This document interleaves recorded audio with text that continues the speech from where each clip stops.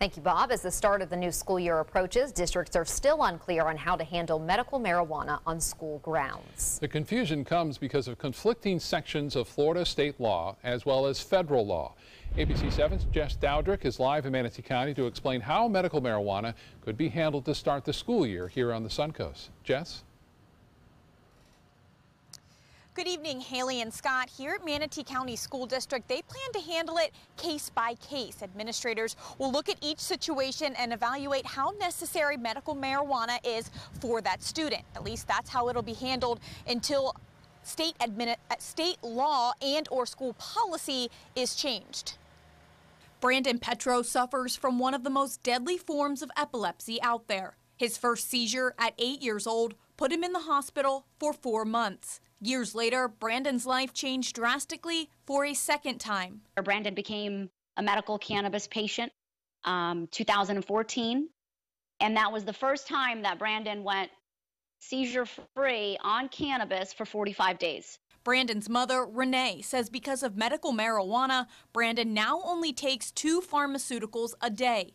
This is no different than any other medicine. Because Brandon's epilepsy is so severe, Renee says he could die if she's not careful. So she's taken him out of school. But Renee continues to fight for the students who are still in school and need medical marijuana. No child or adolescent should be left behind because they cannot utilize this in the school setting. The problem is Florida state law contradicts itself. At one point, it says that for minors, the caregiver or the one who administers the medical marijuana is a parent or legal guardian.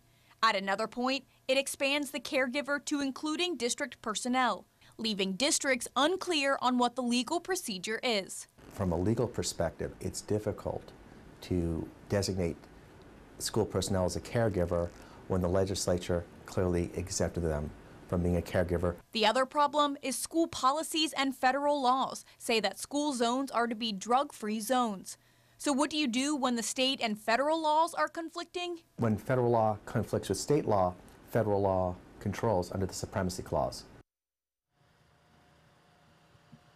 So it's safe to say that nothing will be changing between now and when school starts. However, it is possible that state lawmakers will look at this legislation and make some changes during their next legislative session. When it comes to school policy, again, that's up to the district. Reporting live in Manatee County, Jess Dowdrick, ABC 7, your Suncoast News.